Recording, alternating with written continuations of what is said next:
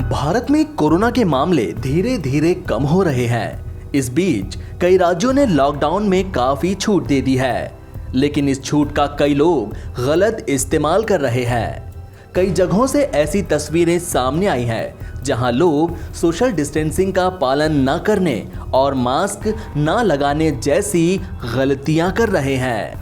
ऐसे लोगों को डॉक्टर्स अलर्ट कर रहे हैं, क्योंकि अगर नियमों का पालन नहीं किया गया तो कोरोना फिर से पैर पसार सकता है।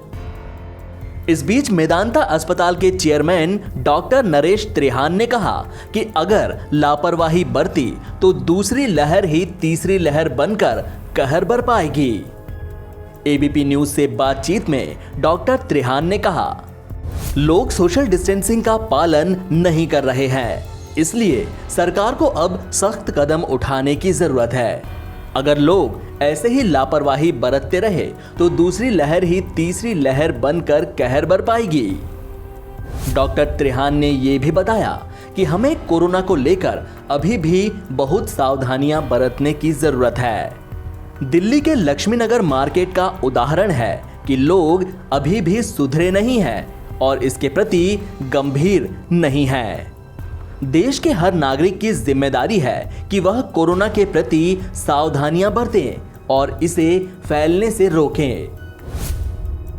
देश के डॉक्टर्स पिछले 1.5 साल से कोरोना के खिलाफ लड़ाई लड़ रहे हैं।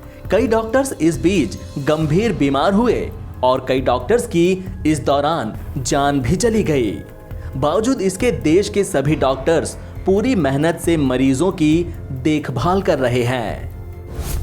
देश में टीकाकरण को लेकर डॉक्टर त्रिहान ने कहा कि वैक्सीन को लेकर कोई असमंजस की स्थिति नहीं होनी चाहिए।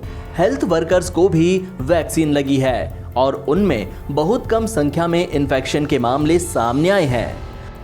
वैक्सीन लगाने से कोई साइड इफेक्ट नहीं होगा। वैक्सीन हमें कोरोना से बचाएगी। इसके गंभीर साइड इफेक्ट्स नहीं देखे गए।